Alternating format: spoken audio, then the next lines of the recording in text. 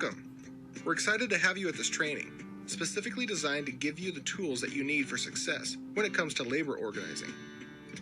During this course, we'll cover several important topics, such as our position on unions, associate rights, signs of employee disengagement, and how to identify, escalate, and address associate concerns.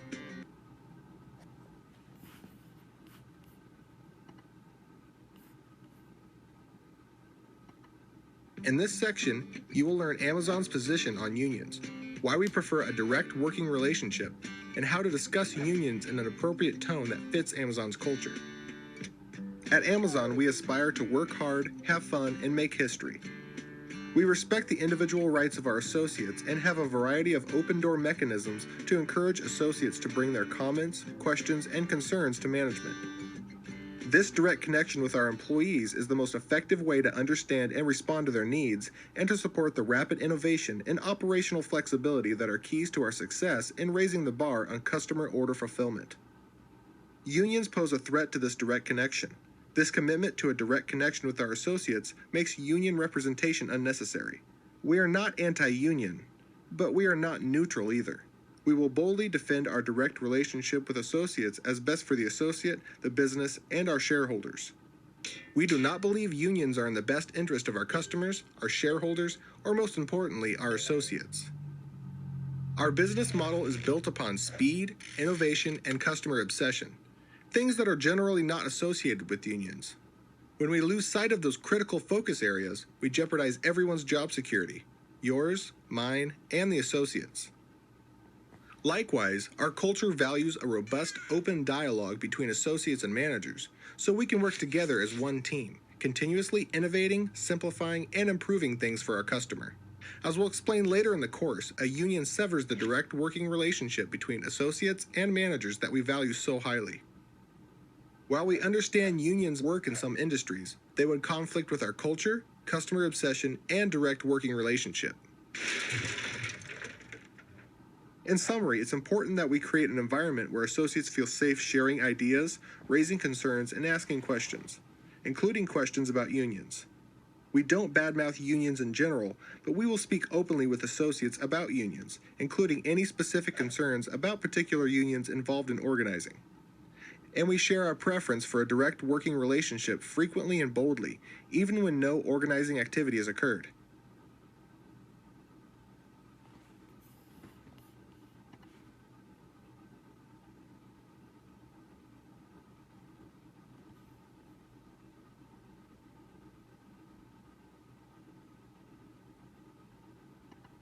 Now let's listen to 4 managers talking to associates about unions. When you've heard all 4, choose which one most closely reflects our position on unions.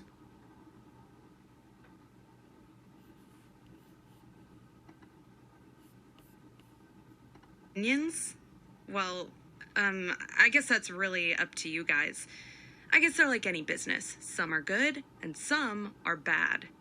I think you should just do some research and figure it out for yourselves. Whatever you do, I'll respect your decision. Unions? A bunch of thieves and crooks, if you ask me. You really think a union would work in this day and age? We have to move quickly if we want to keep our customers happy. The union, they're just a bunch of dinosaurs waiting around for someone to tell them they're extinct. All they want is money, and they don't do jack for employees. I don't know why you'd even consider them. Unions? I guess that's ultimately up to you guys, but I don't think they would work here. Our whole business model depends on being fast and flexible to keep our customers happy. I'd rather work directly with you guys to make that happen. I would hope that's what you want too. But if you have any questions or concerns, I'll do my best to answer them, or if I don't know, to get answers for you. Unions? We don't need to talk about that. You've got me, and if you have a problem with me, you can go to my boss. Let's just get back to work and take care of our customers.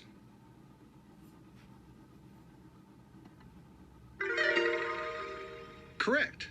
The manager is acknowledging associates' right to choose for themselves, but is expressing our position on unions, that we would rather work directly with associates. The manager is also offering to keep an open dialogue with associates to help answer any questions they have about unions.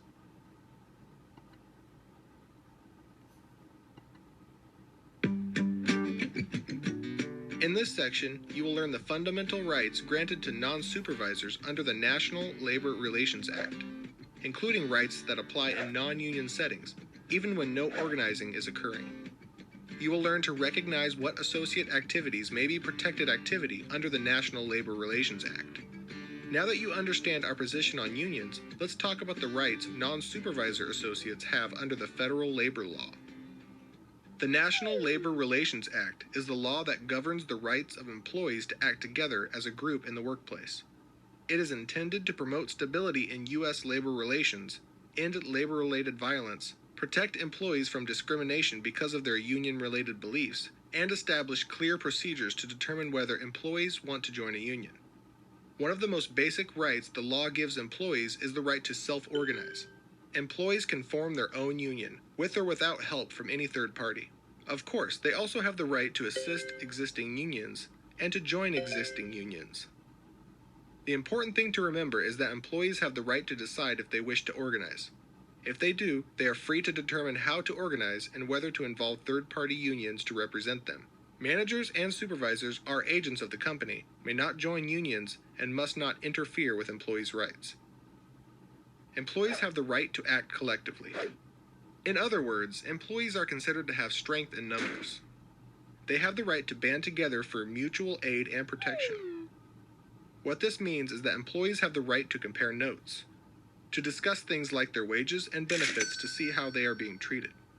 They have the right to take concerted action, to act together to gain the protections inherent in being part of a group rather than taking individual stands on issues. They have the right to support their coworkers. For example, supporting a coworker who is facing discipline that they feel is unfair. While management does not have to agree to employee demands, regardless of the size of the group involved, it must respect and protect the employee's rights to band together. While employees have these collective rights, some employees prefer to be treated individually, rather than as part of a group. Employees therefore have the legal right to refrain from forming or joining unions, collective bargaining, or otherwise taking concerted action. Ultimately, it is up to the employees to decide whether to participate in these activities or to refrain. The National Labor Relations Board is a federal agency with broad authority over the employees' rights covered in this module. The NLRB investigates unfair labor practice allegations, that is, alleged violations of the federal labor law, such as interfering with employee rights. Unfair labor practices can be committed by either an employee or a union. It is important to remember that unfair labor practice means something that is unlawful. Several things that workers or unions might argue are unfair in the ordinary sense of the word, such as a particular wage scale or employee layoffs, are completely lawful and therefore not unfair labor practices. We often associate employee rights with union organizing, union elections, and unionized workplaces. But employee rights apply at all times, not just when a union is trying to represent employees or has already been elected. Employee actions in non-union workplaces can be protected even when employees don't have and don't want a union. Examples would include an employee demanding an increase for all associates or complaining about a work rule that impacts his or her coworkers. It could even include associates going on strike by walking off the job. The easiest way to spot this type of protected activity is to look for anything that involves more than one person or is done on behalf of more than one person. I have an issue that impacts me is not generally protected activity. We have an issue that impacts us, or I have an issue, who else is with me, are telltale signs of potentially protected activity. Let's look at some other examples of specific activities that are and are not protected. Associates have a right to wear shirts, hats, buttons, stickers, or similar clothing promoting or opposing unions as long as it does not create a safety hazard. Similarly, associates have the right to discuss their opinions on unions in the workplace at any time. In contrast, associates do not have the right to be overly offensive. For example, using unacceptable profanity in their t-shirt slogans or speech. Employers have a right to address such issues, but must remember to focus on the offensive language, not whether the opinion favors or disfavors organizing. Certain activities can cause employees to forfeit their protection. For example, if associates were to threaten violence, that would cause otherwise protected speech to lose its legal protection. But these rights are not easily forfeited. For example, brief, fleeting profanity may not be enough to forfeit protection, even though associates do not have the right to use offensive language. In any case involving protected rights or possible forfeiture, you should contact your ER manager or ER principal for further guidance before taking any disciplinary action.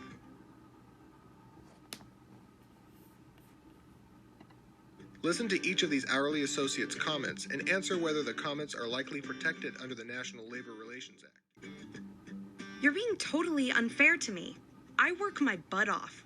All you do is ride me all day. It doesn't matter how much I pick. If I'm off task for 5 lousy minutes, you're out there asking me, what's my barrier? What's keeping me from working? I know what you really mean is, what's wrong with you? You don't respect me. All you do is take, take, take.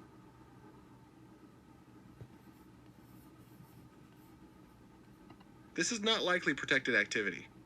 Although the associate's concerns may sound familiar, she is not purporting to speak for or about a group. She's raising a personal issue. Her level of passion does not create protection. What you did to Joe wasn't right. He worked here for 3 years. That ought to count for something. He made one screw up. I know it was TDR, and believe me, I get how serious that is. But it ain't right that you fired him after 3 years for one lousy mistake. This is likely protected activity. While this is all about Joe's personal situation, it is not Joe that is raising the complaint, but rather one of his coworkers. Coworkers have a protected right to speak up for each other.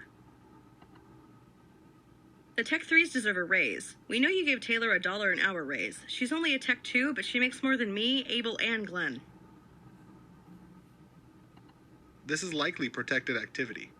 The associate is advocating on behalf of not only herself, but other associates as well. While we might prefer associates not to discuss their compensation with each other, that's a right they have under the National Labor Relations Act. The right to band together to change terms and conditions of employment would mean little if employees could not discuss those terms and conditions openly. You need to do something about Raji. He doesn't know his ass from a hole in the ground. Because he can't plan, they had to offer VTO to 10 of us last night. We shouldn't have to drive all the way here just to be sent home.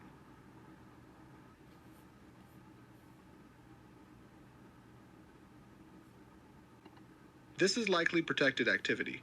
The associate is complaining about working conditions that affect a group of associates, in this case here, manager's performance and the VTO process. The associate's poor attitude and inaccurate claim that she is being sent home by being offered VTO are irrelevant. The complaint does not have to be accurate to be protected. The insult and profanity, while inappropriate, are not so extreme as to forfeit protection.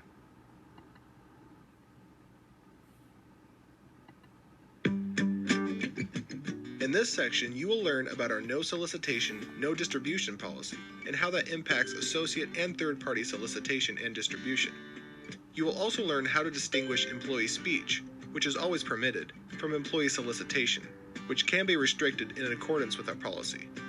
While associates have a right to discuss unions at any time, they are not permitted to actually solicit for the union during working time. Soliciting for the union means trying to get a coworker to sign a card or petition for the purpose of organizing. Working time means when either the associate trying to get the card signed or an associate being asked to sign are on the clock.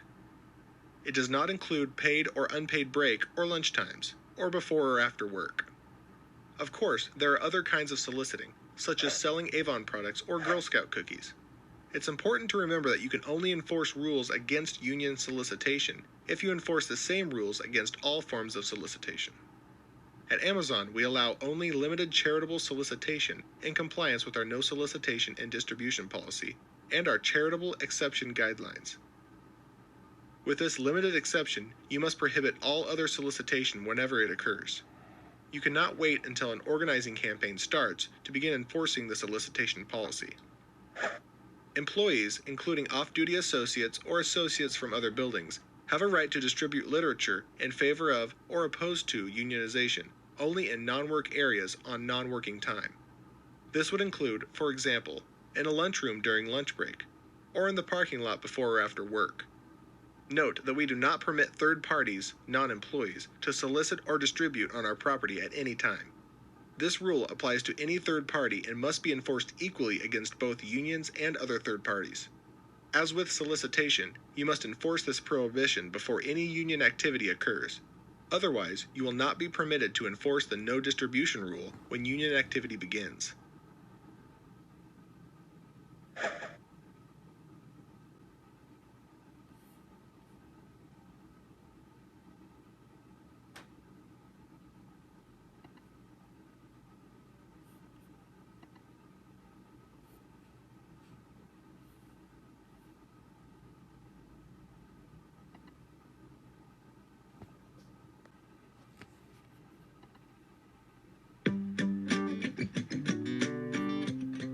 In this section, you will learn about the warning signs most commonly associated with early union organizing, as well as other warning signs that could indicate associate disengagement, vulnerability to organizing, or early organizing activity.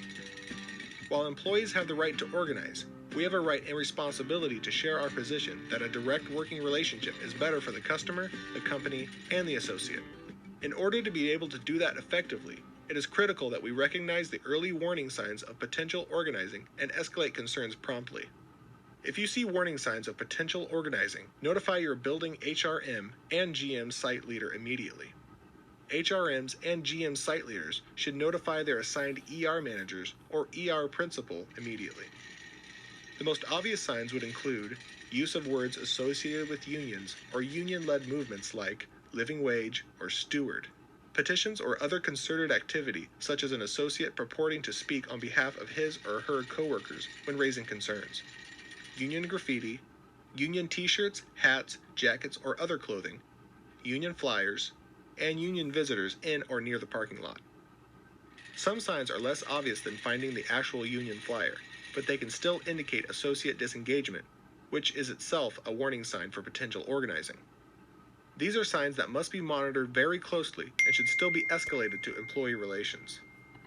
Examples include associates who normally aren't connected to each other suddenly hanging out together, associates who were close suddenly stop speaking to each other, groups of associates scatter when approached by management, the grapevine, VOA board, or other feedback dries up, increased associate negativity, anger, or confrontation, unusual complaints or change in passion or detail around complaints, unusual interest in policies, benefits, employee lists, or other company information, or any other associate behavior that is out of character.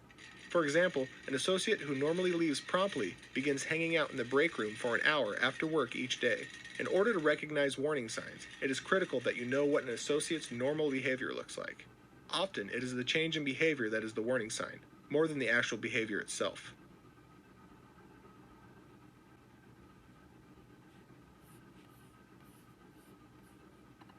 Thanks for the feedback yesterday. It was tough to hear, but at least I know what I need to work on to be a PA. This is a perfectly innocent comment. It really wasn't safe to drive in the snow yesterday. I'm not going to be charged UPT for being gone yesterday, am I?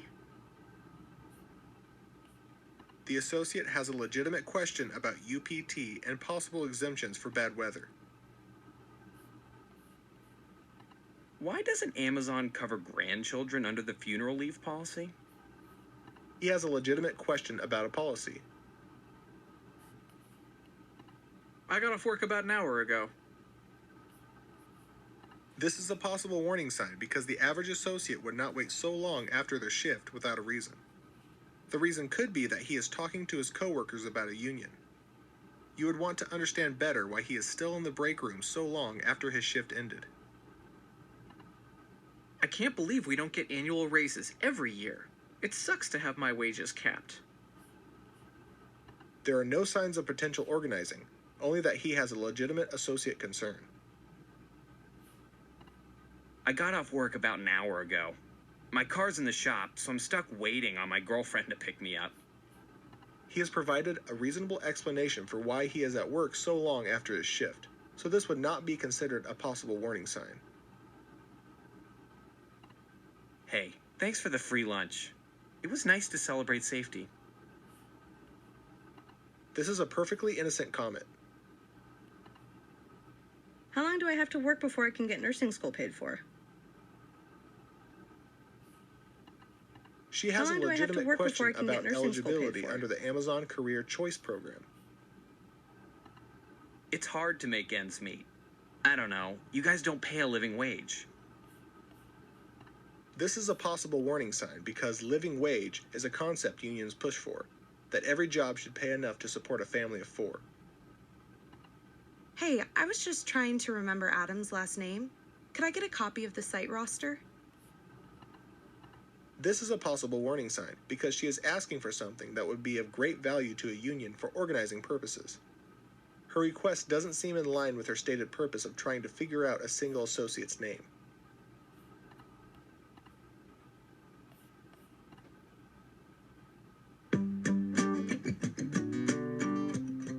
In this section, you will learn TIPS and 4, 2 acronyms that will help you know what you can and can't say to associates when talking about unions. You'll also learn whether these same rules apply to unions. Finally, you'll learn about the realities of collective bargaining and how bargaining can impact associates. As we've covered earlier, we're not shy about talking to associates about unions. But what should you say or not say when you see possible signs of organizing or are asked questions about unions? This section will help you understand the legal do's and don'ts, as well as how to apply them consistently with our philosophy about unions. We'll start with the don'ts, but don't worry, there are only a few things that you can't do, and you wouldn't ever consider most of them. You can remember what these don'ts are by remembering the acronym TIPS. TIPS stand for threaten, interrogate, promise, and spy. You can't threaten an associate to dissuade them from wanting a union. A classic example is, anyone who votes for the union will be fired. Interrogate means you can't ask direct questions about unions like, how do you plan to vote? Or, how many people went to the union meeting last night? Promise is the opposite of threaten. Just as you can't threaten someone for being for the union, you can't promise a reward if they reject unionizing. For example, vote for the company and we'll raise your wages. Spying involves being places you normally wouldn't be to try to find out more about the organizing. For example, going to a union meeting. For each of these, we'll look at some tips to avoid breaking any rules. While you might never think of making a threat, there will be times when you have to talk to associates about possible negatives of unionizing. For example, you would never threaten to close your building just because associates joined a union. But you might need to talk about how having a union could hurt innovation, which could hurt customer obsession, which could ultimately threaten the building's continued existence. To avoid your comments being an unlawful threat, follow these rules. Avoid absolutes. Speak in possibilities instead. Take time to create proper context. For example, explain why having a union might make us less competitive before talking about what happens to businesses that aren't competitive. Never predict the future. We never know exactly what will happen in the future. We may know what has happened in the past at our company or at other companies, but the future can never be fully predicted. To avoid interrogation, don't ask direct questions about union support or activity. Instead, ask questions we always ask to run our business, with or without organizing being involved, such as, what barriers do you have? What frustrates you? How are things going for you today? Is this a good day or a bad day? What's the latest word on the floor? Lastly, use the power of silence. People tend to fill silence and talk more to avoid uncomfortable silence. If you're speaking about a topic, like a recent union meeting, using well-placed periods of silence may lead associates to volunteer additional detail. And remember, it's almost always better to listen than to speak. To avoid unlawful promises, don't condition something we will do with a particular organizing result. Never speak in terms of, if you do this, then we'll do that. Don't commit to anything other than communication when you're discussing organizing. Our commitment is that we will share our opinion, provide the answers to associates' questions as best we can, and then let associates make their own decisions. To avoid spying, Establish routine patterns of associate engagement. For example, make it a point to regularly talk to associates in the break room. This will help protect you from accusations that you were only in the break room to spy on pro-union associates. When you do overhear conversations, you do not have to leave or tune the conversation out as long as you are attending to your business and not eavesdropping. But to avoid even the appearance of surveillance, you can go a step further and join conversations appropriately. For example, you could say, "I couldn't help hearing that you were discussing unions. I don't mean to butt in, but I'd love to share my opinion about unions with you." This helps create an environment we want: safe, transparent conversations where we can help educate associates about unions and the benefits of a direct working relationship. Also, never review video to establish associate identity when protected activity is or might be involved. For example, do not use video to determine who left an anonymous VOA board comment, as such comments may be protected speech. Use video resources only when appropriate for business purposes, such as security and loss prevention. You may be wondering if TIPS applies to unions. Generally, no, TIPS does not apply.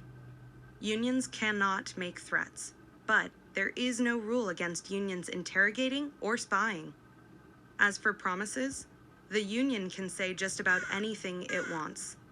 The law says companies can't make promises because they control wages and benefits. They could make their promises come true. But unions' promises are considered to be propaganda, empty campaign talk, precisely because the union can't make its promises come true. Legally, employees are presumed to know this, but few actually do. You should feel very comfortable speaking to associates about unions, knowing that almost anything you say is lawful. Remember, as long as what you're saying doesn't violate TIPS, it's okay. But to help you understand what you should say and to help you stay closely aligned with our philosophy, we use the acronym FOR: Facts, Opinions, Rules, and Experiences. You can share facts about unions with employees. Typically, we share facts about how unions work and how unions would or would not impact associates, as opposed to talking about union corruption or other similar anti-union horror stories. One thing we will always do, however, is correct any misinformation put out by unions, even if that means we are wrongly perceived as anti-union. We will always create an environment where associates can safely ask any questions and trust us to provide truthful information in response. Opinions can be mild, like, "I'd rather work with associates directly," or strong, "The unions are lying, cheating rats." The law protects both. Opinions can be expressed mildly or strongly in terms of tone and frequency. Amazon prefers a mild opinion expressed strongly. We frequently and proudly remind associates of the values of a direct working relationship, but we avoid anti-union rhetoric. You have the right to enforce work rules. Just don't suddenly start enforcing if you haven't done so before. You can also explain labor law rules, like, bargaining is a give-and-take process. There are no guarantees. Associates may have misconceptions about how unions or the union election process would work. Just as Amazon.com wants to be the one-stop source for customers regardless of what they are seeking, we want to be the one-stop source for information.